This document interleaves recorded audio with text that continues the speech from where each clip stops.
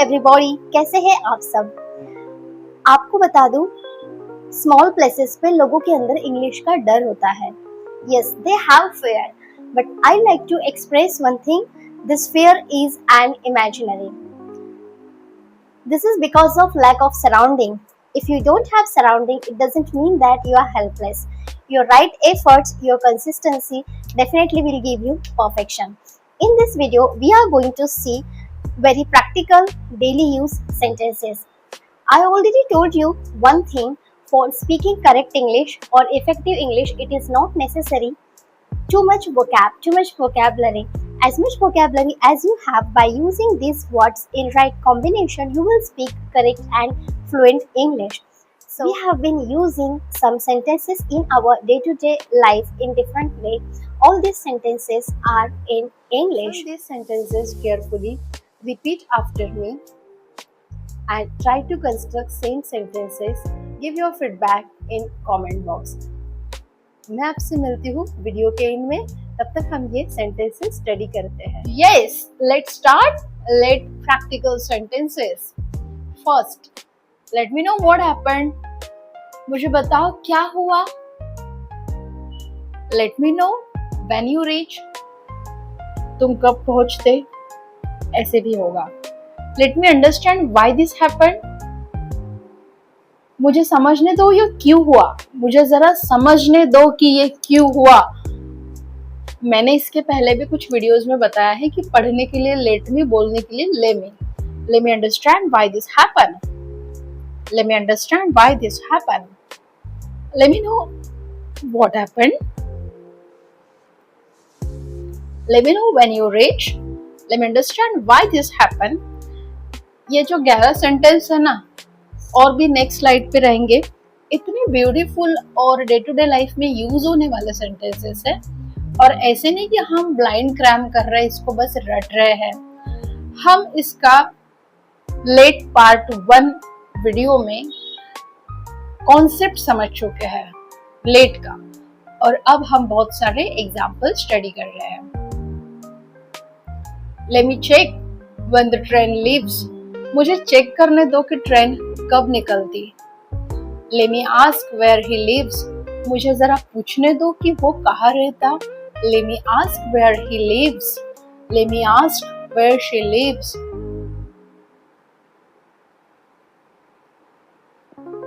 Let me see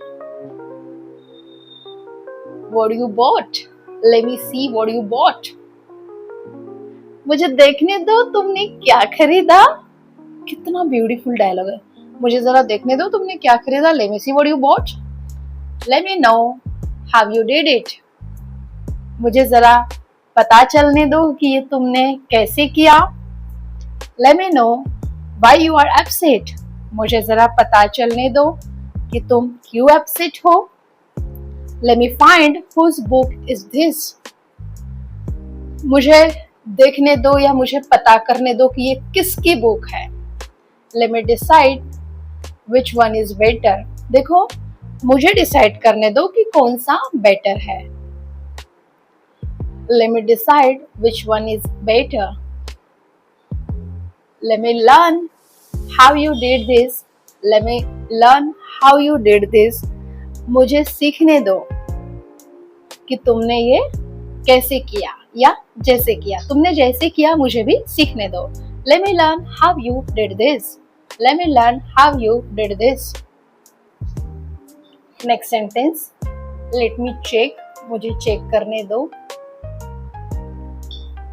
check ये verb लेकर sentence हमने पहले भी किया है, तो इस सेंटेंस को अपने रियल लाइफ से कनेक्ट करके एक मीनिंगफुल सेंटेंस बनाकर आप मुझे कमेंट बॉक्स में बताएंगे. Let me check dash dash dash. Next. Let me understand how she got marks. मुझे समझने दो कि उसने मार्क्स कैसे पाए. मुझे समझने दो कि उसने मार्क्स कैसे पाए, कैसे उसे मार्क्स मिले. मार्क्स है वो MARKS. Let me sit where she sits. वो जहाँ बैठती मुझे बैठने दो. मुझे बैठने दो जहाँ वो बैठती. Let me finish my work before they come back.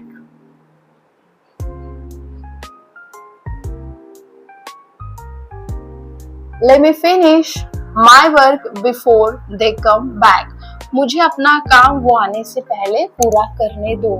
Let me discuss what I decide. मैंने जो डिसाइड किया है वो डिस्कस करने दो.